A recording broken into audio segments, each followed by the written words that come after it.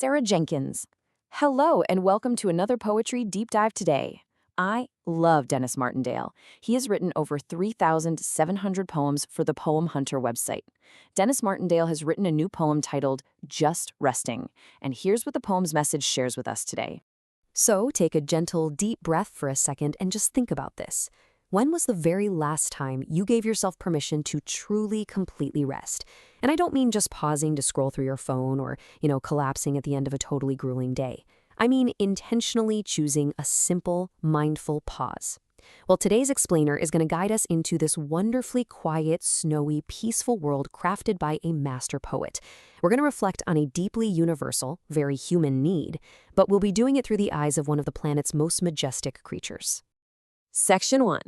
The Tiger's Time Out, exploring the literal and metaphorical heavy lifting of existence.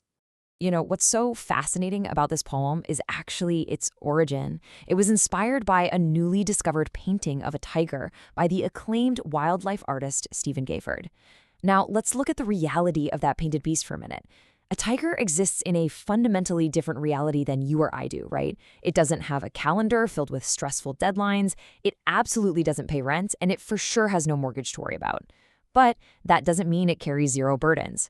A tiger has to deal with its own immense body weight. It relies entirely on its amazing physical strength just to survive out there in the wild.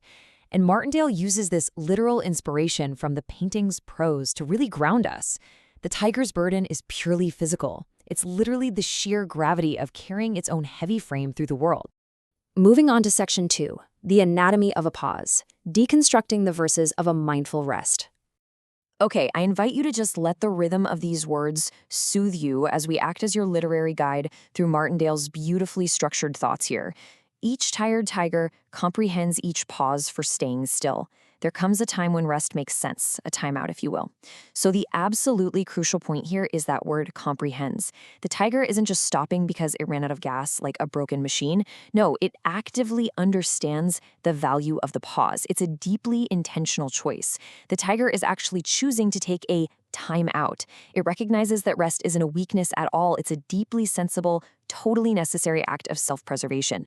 When sunshine spreads across the land and snowflakes start to fall, a timeout then seems often planned, then nothing's planned at all. Now, what's really interesting to me here is the atmospheric magic Martindale manages to create. We get this peaceful, almost contradictory juxtaposition, right? Sunshine spreading across the land at the exact same time snowflakes start to fall. It creates this kind of magical suspension in time. And notice that brilliant second line, the paradox of planning a timeout which immediately just dissolves right into the absolute freedom of having nothing planned at all. It so perfectly captures the beauty of surrendering our endless, exhausting need to schedule every single second of our lives. Let's keep going. It finds a spot, and gracefully it lies there, feeling blessed. A tiger weighs a lot, you see, and strong legs need a rest. So think back to what we touched on a moment ago about the tiger's immense physical weight. Here we're actually seeing the resolution of that burden. Even though it weighs so much, the tiger lies down gracefully. There's zero struggle in this surrender. There is just this simple, profound grace found in resting those incredibly strong legs, and the quiet gratitude of just feeling blessed to be completely still. Its muscles have no tensions now. All stresses melt away. It's wonderful that this somehow can truly make its day. This stanza brilliantly illustrates the ultimate goal of a true timeout. The physical release described here is total. The tensions are just gone, the stresses literally melt away. But I think the most vital takeaway from this part is the sheer simplicity of the tiger's joy. Simply letting go of physical stress is entirely enough to make the tiger's day complete. It makes you wonder, how often do we let something so simple and natural be enough to make our own day? Which brings us to Section 3, Human Parallels to Rest, connecting the wild tiger's pause to our own daily exhaustion. The poet brilliantly shifts the perspective right here. He takes the camera off the resting beast in the snow and points it directly at us, looking right into our own human behaviors. Look at these wonderfully relatable lines. Some people understand this well, just flat out on their beds. A forward flop to stay a spell to soothe their heavy heads. I absolutely love the phrase forward flop. I mean, it is so vividly accurate. We've literally all been there, right? You walk through your bedroom door after a crazy long day, completely drained of all energy, and you just surrender to gravity. Martindale is warmly validating your own exhaustion here. He recognizes our universal, undeniable human need to just stop, stay a spell, and soothe our busy minds. Let's see how this comparison builds. In the wild, we have majesty, gracefully feeling blessed in the snow. And then in our familiar domestic reality, we have a forward flop to stay a spell on the bed. Visually and verbally, Martindale bridges the gap between the majestic apex predator and just the everyday person. It's a great reminder that no matter how sophisticated our lives get with our mortgages and our modern stresses, we still share this exact primal instinct to physically collapse and recharge. Deep down, we really are not so different from that tiger in the snow.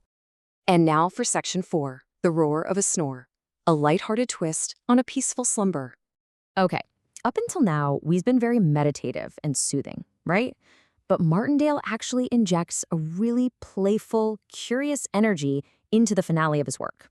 So let me ask you the exact question from his own prose notes that sparked the end of this poem. Have you ever wondered if tigers snore? It's a great question, isn't it?